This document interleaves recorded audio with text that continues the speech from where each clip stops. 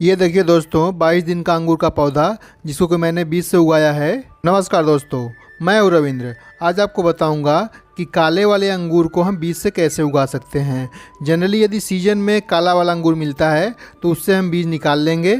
यदि off season में आप बीज उगा रहे हैं तो काला वाला जो मार्केट में मुनक्का मिलता है या काला वाला किशमिश जो मिलता है उसको हम लेके रात भर के लिए पानी में भिगो देंगे। पानी में इसलिए भिगोएंगे कि जो बीज होगा और अंगूर का पल्प होगा वो एक दूसरे से आसानी से अलग हो जाए। तो मैंने अंगूर को एक रात के लिए पानी में भिगो दिया है। और एक बात और ध्यान देंगे कि जो मार्केट से हम किशमिश या मुनक्का लाएंगे उसको बड़ा बड़ा फ्रूट छाट के ही भिगोएंगे, क्योंकि साइज़ उसकी बड़ी होगी तो चांसेस बहुत ज़्यादा है कि वो फ्रूट अच्छी वैरायटी का होगा। ये देखिए, अंगूर का फ्रूट पूरी तरीके से पानी को एब्जॉर्ब कर लिया है और हल्के से इसको हम मसलेंगे तो हल्के से मसलने से ही बीज आसानी से अलग हो जाता है। और अब इसी तरीके से हम सारे बीज को अलग कर लेंगे। देखिए, इतने सारे बीज हमारे निकले हैं। जनरली एक फ्रूट में 2 बीज या 1 बीज निकलता है, तो हम बीज को अच्छे तरीके से साफ़ कर लेंगे। साफ़ करने के बाद हम गमले में गार्डन सॉइल, बालू या हम कोकोपीट में भी बीज को उगा सकते हैं। तो क्या करेंगे कि बीज ओवरलैप ना करे, थोड़ी थोड़ी दूर पे लगाएं ताकि अच्छे से ग्रोथ कर सके। और अंगूर का जो बीज होता है उसका जर्मिनेशन रेट ठीक होता है। यदि आप 10 बीज लगाते हैं तो उसमें से कम 7-8 बीज जर्मिनेट हो ही जाते हैं। और एक बात का ध्यान देंगे कि जो बीज होगा मिट्टी के बहुत अधिक अंदर ना हो, इसलिए इसके ऊपर से हम मिट्टी की एक लेयर बना देंगे और नमी बनाए रखने के लिए पानी दे देंगे। अब आइए देखते हैं बीज लगाने के 7 दिन बाद का रिजल्ट। ये केवल 3 ही बीज जर्मिनेट हुए हैं। ये देख के तो हमको अजीब सा लग रहा है कि केवल 3 ही बीज क्यों जर्मिनेट हुए हैं। तो ऐसा लग रहा है कि बीज में भी क्वालिटी अलग अलग है, जैसे कि कुछ बीज हेल्दी होते हैं, कुछ थोड़े से कमज़ोर होते हैं।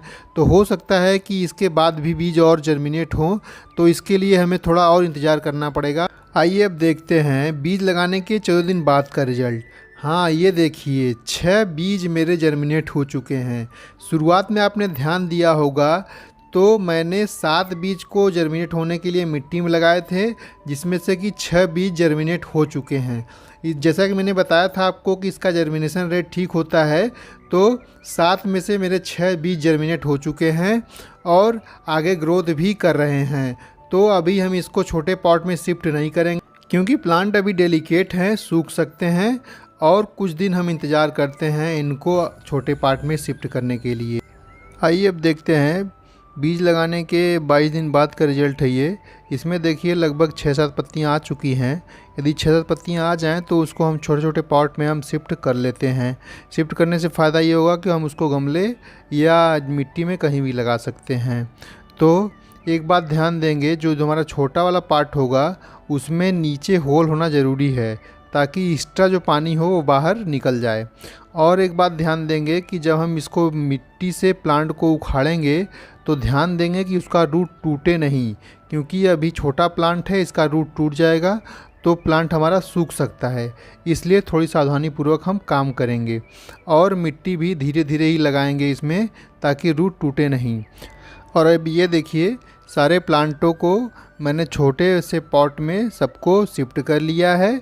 और अब इसको शिफ्ट करने के बाद हम उसमें थोड़ा थोड़ा पानी दे देंगे ताकि नमी बरकरार रहे। और इसके बाद हम इसको कहीं 2-4 दिन के लिए शेडी प्लेस पे रख देंगे। उसके बाद हम फुल सनलाइट में रख देंगे ताकि प्लांट हमारा अच्छे तरीके से ग्रोथ करता रहे। वीडियो अच्छा लगे तो लाइक और सब्सक्राइब ज़रूर करें।